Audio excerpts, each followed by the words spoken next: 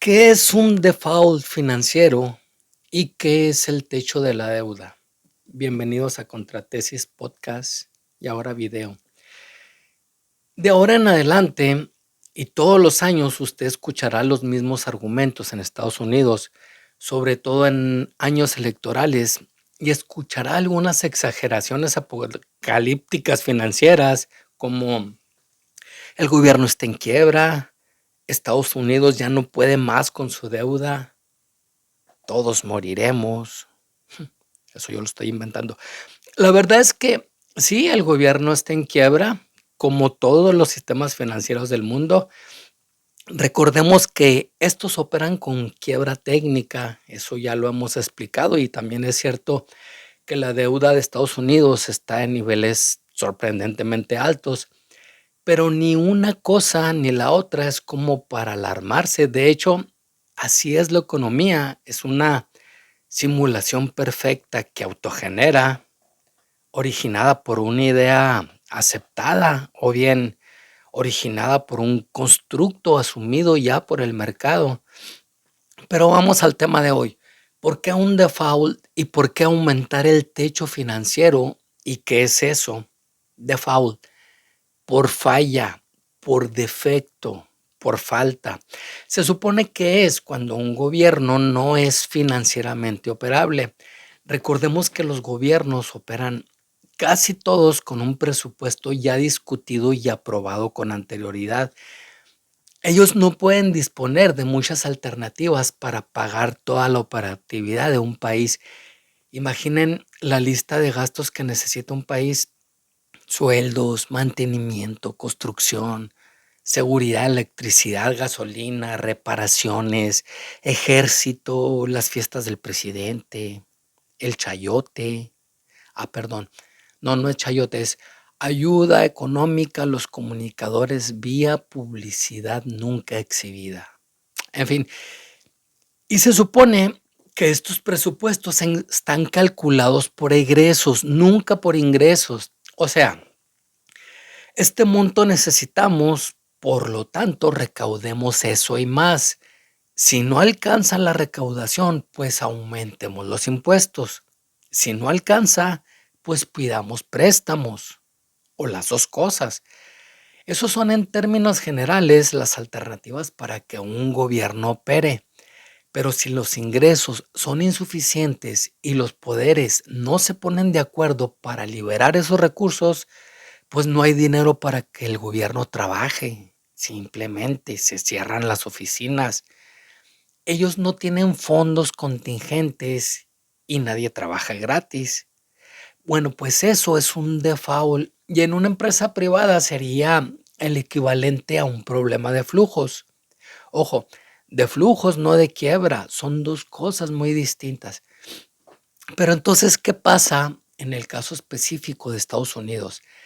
Ellos tienen que pedir prestado, pero como todos los préstamos tienen condiciones, una de las condiciones del gobierno de Estados Unidos, que fue establecida en la Gran Depresión, por cierto, es poner límites a la deuda, el mal llamado techo de deuda, mal llamado.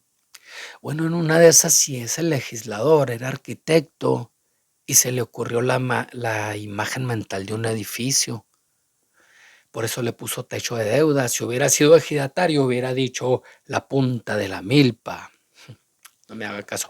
Pero entonces este techo resulta que es mágico y crece. Y sí, el gobierno debe mucho, pero puede pedir más. O puede pedir mucho y siempre un poco más. ¿Cuánto es el límite? En el caso de Estados Unidos no hay límite, no hay riesgo, solo se manejan números unilaterales. Y claro, sí tiene que cuidar una aparente sanidad financiera ante el mundo, ante los mercados, ante los competidores, pero siempre se puede y se podrá un poco más, al menos que suceda un paro en las actividades productivas. Eso sí sería peligroso para Estados Unidos. Ok, ¿cómo funciona esta deuda? ¿A quién le pide Estados Unidos? ¿Y por qué siempre le prestan? Sencillo, los gobiernos emiten deuda Esto es, que emiten bonos para venderlos al mejor postor. La Fed es la institución encargada de la emisión y pone a disposición del mercado, que en su mayoría son bancos o pueden ser otras naciones, otros países o corporaciones poderosas. Y claro, esta emisión, estos bonos tienen que tener un atractivo para prestarle al gobierno de Estados Unidos. Pues ese principal atractivo que Estados Unidos es que nunca queda mal, nunca hay riesgo y sus tasas, sus porcentajes de ganancia siempre se adaptan muy bien a las necesidades macroeconómicas de él mismo. Es decir, o suben sus tasas para obtener mucho dinero de las personas, instituciones, gobiernos, o bajan las tasas para recibir menos dinero en préstamo. Así funciona una economía. Ahora bien, y solo para quitarnos esa idea loca de que se imprimen billetes, es solo una expresión. Sí hay algunos bancos que mandan imprimir billetes con esos documentos adquiridos.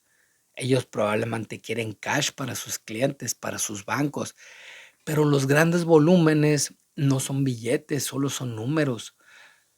Solo los pasan a su cuenta por computadora y usted los pasa por computadora a sus clientes o destinatarios, y sus clientes finales tienen el dinero en sus cuentas y pagan con sus celulares, etcétera. No son billetes impresos.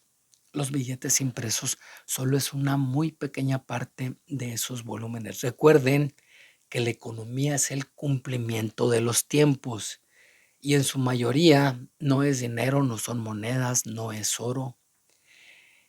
Es solo el manejo de tiempos. Y en este manejo de tiempos, la verdad es que Estados Unidos lo hace muy, muy bien. Gracias por escuchar este y todos mis podcasts pasados, ahora en video. Gracias detrás de audios y video a Karina Ibarra. Recuerda, yo soy Gabriel Castañón y nos escuchamos la siguiente semana.